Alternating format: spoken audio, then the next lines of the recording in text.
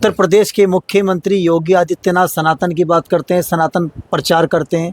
Barrister Owaisi साहब भी 5वीं बार मेंबर ऑफ पार्लियामेंट है। बैरिस्टर असदुद्दीन ओवैसी साहब वो मुसलमानों की बात करते हैं, इस्लाम की बात करते हैं। दोनों की विचारधारा में क्या अंतर है? क्योंकि ओवैसी साहब भी 27 में ताल ठोकेंगे और चुनाव लड़ेंगे।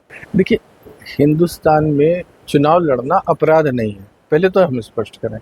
ये तो चुनावी बयानबाजियां होती हैं। जमहूरियत का तरीका है और चुनावी प्रजातंत्र का यही तरीका है कि ABC, राम सिंह, प्रेम सिंह, भूप सिंह, नजीर अली, कुर्बान अली सब जाएंगे, जनता के बीच अपना अपना किरदार पेश करेंगे, कामकाज पेश और करेंगे, वोट लेंगे, हारेंगे। अगर ओवैसी साहब आ रहे हैं, उनका हक है आवे। कैसे लीडर हैं सर? सलाहियत में, नॉलेज में?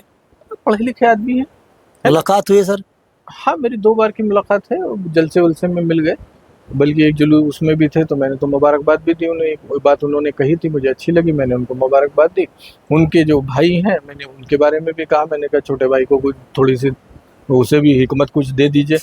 ऐसी ऐसी बयानबाजी करता है। मैंने कहा आपको पता नहीं आप करवाते हैं या वो करता है। बहरहाल वो तो कॉन्स्टिट्यूशनल उसमें बात करते हैं, संविधान के दायरे में। बैरिस्टर हैं, अच्छे पढ़े। उनके वालिद साहब चंद्रशेखर जी के बहुत आना जाना था उनके वालिद साहब का, तो एक दो बार हमारी उनके वालिद साहब से मुलाकात हुई। चंद्रशेखर जी बड़ा एहतराम करते थे उनका, हमारे तो राजनीतिक गुरु रहे। अब ये बात जो मैंने कहा, जो भी राजा तो अब नहीं होता प्रजातंत्र में, इसलिए उसे तो नजीर के तौर पे कह रहा हूँ, समझने के लिए समझिएगा। मेरा राजा से मतलब नहीं। देखिए, राजा का अपना कोई निजी मजहब नहीं होता, राजा की अपनी कोई जात नहीं होती, होनी नहीं चाहिए। वो सबके लिए सबकी सेवा करनी चाहिए।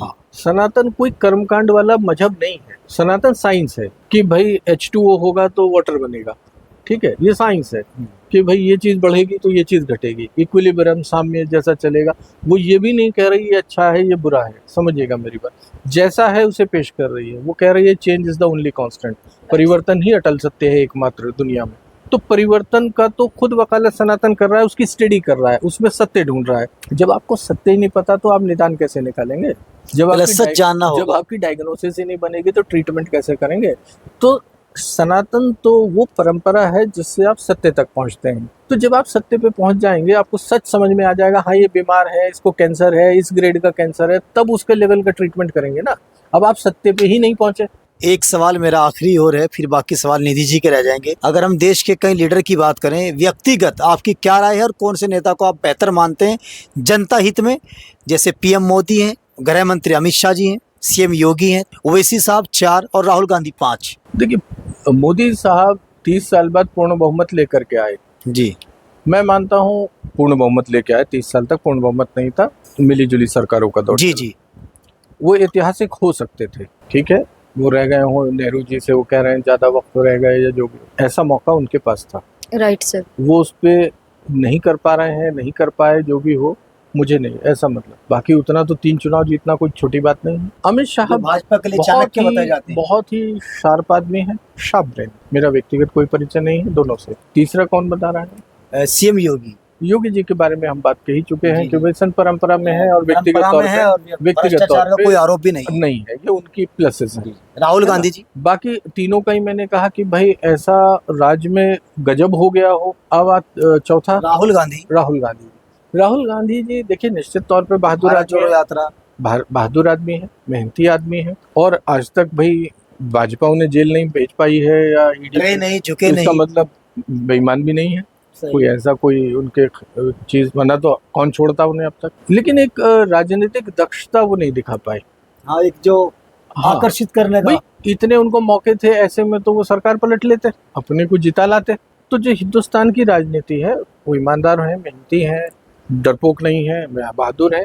जिसकी दादी को मार दिया गया हो बच्चे के, जिसके बाप के मतलब एक तरीके से विभत्स हत्या हो, वैसी हुई हो, जघन्य हुआ, चित्रे हो, टुकड़े, वो आदमी आज हिम्मत जुटा रहा है आप लोगों के बीच जाने की, बड़ी बात है। हमें सहानुभूति भी होनी चाहिए और तमाम मशीनरी पीछे भी है। हाँ, एडमिरेशन भी। इतना विरोध है पार्टी के भीतर यहाँ, वो सब की। लेकिन हमें भाई साहब, मैं फिर वही कहूंगा, यदि हमें डॉक्टरी करानी है तो हमें डॉक्टर चाहिए।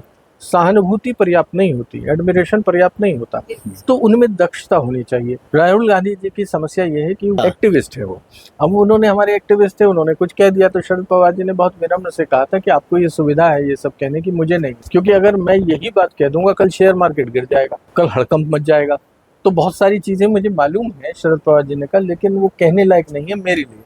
आप स्वतंत्र कह सकते हैं, तो राहुल गांधी जी को ये दक्षता विकसित करनी चाहिए कि क्या कहना है क्या नहीं कहना है। वो न करना एक वजह बन रही है कि तमाम बीजेपी के, जहां बीजेपी डगमगाई वो उसे गिरा नहीं पाए। शायद दूसरा कोई दक्ष खिलाड़ी होता तो शायद उखाड़ के फेंक देता। बहुत सारे ऐसे मौके आए कि भाई बॉल ऐसी थी, सिक्सर उड़ा देना था, छक्का नहीं लगा पाए। तो राहुल गांधी जी की ये एक नेगेटिव मैंने पक्ष आपको कहा कि जैसे अमित शाह जी का हुआ, तो अमित शाह जी भाई शार्प हैं, वो हैं, लेकिन अमित शाह अपने चाणक्य की बताए, भाई चाणक्य के बरखिलाफ भी तो लोग खड़े हो गए थे बहुत सारे। तभी तो चाणक्य ने कहा कि मैं राज नहीं चला पाऊंगा क्योंकि मेरे कारण माहौल ऐसा बन गया है जैसे हर आदमी षड्यंत्र कर रहा है। चाणक्य के कारण भाई बीवी अपने खसम पे शक कर रही, खसम बीवी पे झगड़ा कर रहा, कहीं ये विषकन्या तो नहीं है, वो सोच रही नहीं, तो महल विषाक्त हो गया था। तो बहुत ज्यादा चाणक्य होने से भी लाभ नहीं होता है, ऐसे राहुल गांधी की दक्षता ना होने से भी लाभ नहीं होता है। जैसे अमित शाह जी का चाणक्य होना खिलाफ है, इनका दक्ष ना होना खिलाफ है। पांचवा नाम सर बैरिस्टर ओवैसी साहब का था। अच्छा, ओवैसी साहब नहीं, ओवैसी साहब देखिए उस स्टेज के अभी है नहीं, मतलब उस तरीके से कंसिडर नहीं हो सकते। काबिल आदमी है, कभी देश के पार्टी कमजोर कानून है। मंत्री बने, कभी कानून मंत्री बने, और मैंने कहा अपने भाई को ताबे में रखें। ये उस आप तो तरह के लोग, मुबारकबाद दे रहे हैं एडवांस में। मैं तो कह रहा हूँ कभी कानून मंत्री बने, कानून मतलब काबिल बहुत अच्छा आदमी चला है, कानून को अच्छे जी। से, संविधान को अच्छे से समझते हैं, काबिल आदमी जी। दूर भी है, अपनी बात कहते हैं। जी सर, क्या भारतीय जनता पार्टी किसानों और नौजवान मुद्दे से भटक चुके हैं और सारी मीडिया को खरीद लिया है? ऐसा इतना बड़ा मुल्क है, मुझे नहीं लगता है कि सबको सब खरीद लेंगे। इस किसी भी वक्त में ऐसा नहीं हुआ। जी भाई इमरजेंसी थी तब भी लोगों ने कुछ कहा ही, अघोषित आपातकाल बताया जा रहा है तो अब भी आप लोग कह ही रहे हैं। जी तो ऐसा कुछ नहीं हो पाएगा, ऐसा हो नहीं पाता है। कोई भी आदमी इतना बड़ा बन नहीं पाएगा मुल्क में कि वो इतने पुराने सभ्य, इतने बड़े देश को पूरा संसाधन कर मशीन वो सके। और देखिए, कोई हमें किसी भी व्यक्ति को इतनी महत्ता नहीं देता। कारण एक बात जी। समझ लीजिए, भाई डॉक्टर हैं, मेरी जानकारी में तो कोई अभी दवा का इजाद हुआ नहीं है जिससे आदमी अमर हो जाए। राइट सर, अमर अपने कर्मों से ही हो सकता राइट है। सर, आज बिल्कुल भी हम राम का नाम ले रहे हैं, जी। हम सल्लल्लाहु अलैहि वसल्लम मोहम्मद साहब का नाम ले रहे जी हैं, क्यों ले रहे हैं? किरदार की वजह से ले रहे हैं। की तो मौका बहुत लोगों को बड़ी मुश्किल से मिलता है। जी लोग जो मौके पे सही खरे उतर पाते हैं, जी उनको इतिहास याद रखता है और इतिहास उनको अमर करता है। आदमी जी। अमर नहीं होता क्योंकि बिल्कुल अभी तक कोई दवा इजाद हुई नहीं है मेडिकल सर। साइंस द्वारा। तो अमृत पी के तो कोई बैठा नहीं है। जी 10 साल है, 20 साल है, उसके बाद तो 13वीं होनी है जी या 40वें में जाना ही है। जी जी 40वां होगा, 13वीं होगी, Right, होगी ना, sir. 10 साल, 20 साल, 30 साल। भाई मैं तो कह रहा हूँ शतायु हो लोग, है नहीं? लेकिन उसके बाद तो होना ही है ला इलाहा इल्लल्लाह, नहीं होना है मैं तो ओम शांति होना ही है ना, सबका होना है, हमारा आपका सबका होना बिल्कुल है। सर। तो कोई भी आदमी मुल्क से बड़ा नहीं हो हाँ सकता, जी। समाज से बड़ा नहीं। और 20 साल 30 साल किसी भी मुल्क की काल उसकी चक्र है, जी उसमें बूंद बराबर भी नहीं है, जी बूंद बराबर भी नहीं। अनंत काल से चीज चल रही है सर। वहाँ। अगर आप, अब मैं थोड़ा सा आध्यात्मिक तौर पे या फिलोसफिकली अगर आप सोचेंगे, इतना बड़ा ब्रह्मांड है, उसमें ले दे के एक सौरमंडल है, उसमें एक जरा सा एक ग्रह है जिसका नाम पृथ्वी है, पृथ्वी जी। के कोने में एक देश है, उस देश के कोने में एक लुटियंस डेली है, उसमें एक आदमी बैठा है, वो मान के बैठा ब्रह्मांड मेरा है। जी तो भाई साहब हंस ही सकते हैं हम आप। ऐसी गलतफहमी किसी को नहीं होनी चाहिए और लोगों को भी नहीं होनी चाहिए। जी आप अपना वक्त जब आपको मौका मिला है उसके साथ सदुपयोग करें, कुछ सकारात्मक करें, समाज सर। उपयोगी हो, अमर होने का यही तरीका है। Good good good sir.